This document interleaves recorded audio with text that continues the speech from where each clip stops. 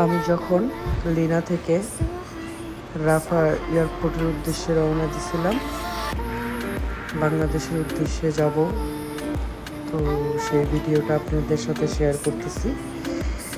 এগুলো আমাদের গাড়ি ছিল, আমি রোম থেকে গাড়িতে এয়ারপোর্ট গেছিলাম।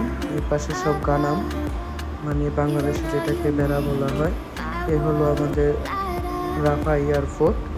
আসলে দেশের এয়ারপোর্টগুলা মানে অনেক সুন্দর, অনেক সুন্দর। এটা ট্রানজিট একটা এয়ারপোর্ট, তারপরও দেখেন কত সুন্দর একটা লোকাল এয়ারপোর্ট যে এতটা সুন্দর করে রাখছে ওরা, এটা আসলে নিজ চোখে না দেখালে বিশ্বাস করার মতো না। দেখেন একটা লোকাল, আমাদের যেমন কক্সবাজার, বরিশাল, এরকম যেমন লোকাল এয়ারপোর্টগুলো আছে না, ওরকম লোকাল এয়ারপোর্টগুলো এটা। মানে আমি রাফা থেকে রিয়াদ যাইতেছিলাম, ওই লোকাল এয়ারপোর্টে আসছিলাম।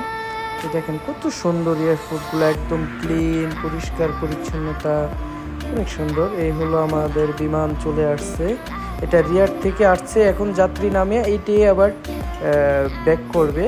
তো এটা মাত্র লেন করবো এখন, মানে এখানে যাত্রী নামানোর জন্য আমরা ওয়েটিং রুমে আছি। তো যাত্রী নামান শেষ হলে আবার আমরা উঠবো, তারপরে এটা আবার রিয়াদের উদ্দেশ্যে ছেড়ে যাবে।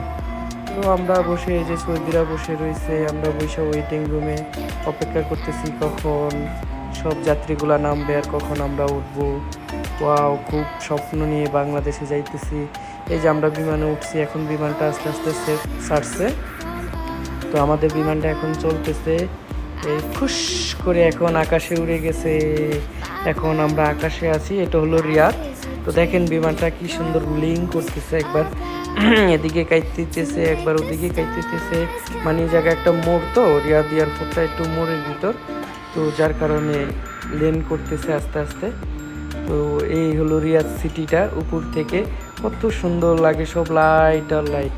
এ হলো আমাদের রাফা থেকে রিয়াদের বিমান জার্নি। তো অবশ্যই আমার ইউটিউব চ্যানেলটা অবশ্যই সাবস্ক্রাইব